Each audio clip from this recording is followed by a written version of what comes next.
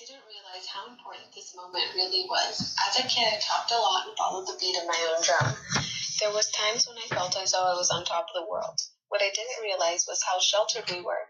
Life isn't just about yourself, and you should always take the time to look around you. I was 8 when I had my first encounter with the world outside of my bubble.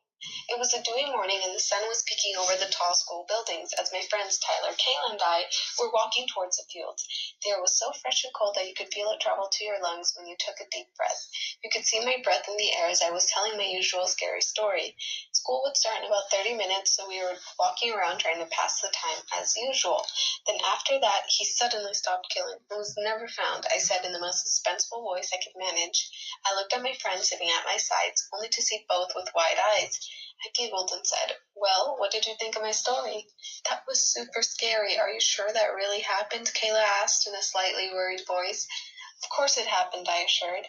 "Great, now I'm going to have nightmares," Tyler said in a hopeless voice. I rolled my eyes and said, "Oh, please, you act as though you've never heard these kinds of stories." "We haven't," Kayla said, and Tyler, nodding his head like a bobblehead, agreed. I sighed and said, "Well then, if you don't like them, then I'll stop telling them." Tyler spoke up and said, "No, even though I'm scared, I liked hearing them because they're so different." "Yeah," Caleb piped in. "My parents would never let me talk about this with my cousins like yours do. They don't even let me watch the news with them."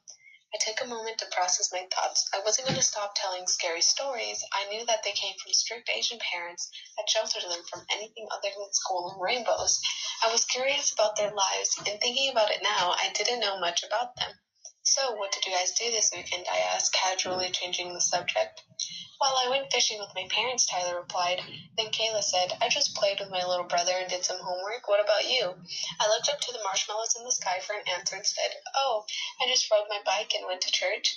"Oh yeah, do you always go to church on Sundays?" Tyler asked. I could tell Kayla was just as curious too, so I looked at them with confused eyes. "Well, duh, who doesn't?" I said. I was very confused as to why they would ask such an obvious question. "We don't," Tyler said in a matter-of-fact voice. "Have you guys ever been to church?" I questioned, trying to piece everything together. This time Kayla spoke up. "Well, we're different religions, so instead of going to churches, we go to temples." I was really intrigued now. "Where are there any temples? I've never seen one in real life." "I don't know, but I go to them all the time," Tyler said. "Do you guys tell stories as well?" I asked. "Stories?" Kayla questioned. "Yeah, stories about the Bible," I said. Tyler got a thoughtful look on his face and said, "Well, we don't have a Bible. I don't think I've ever read one." This was shocking news to me. The Bible was a huge part of my family's life. We worshipped every word, and they haven't even read one. That moment, despite how short it was, is still something I think back to. At the time, I thought I was a gate to the outside world. But who was a real sheltered one? In life, you can never be too sure of anything and should always keep an open mind.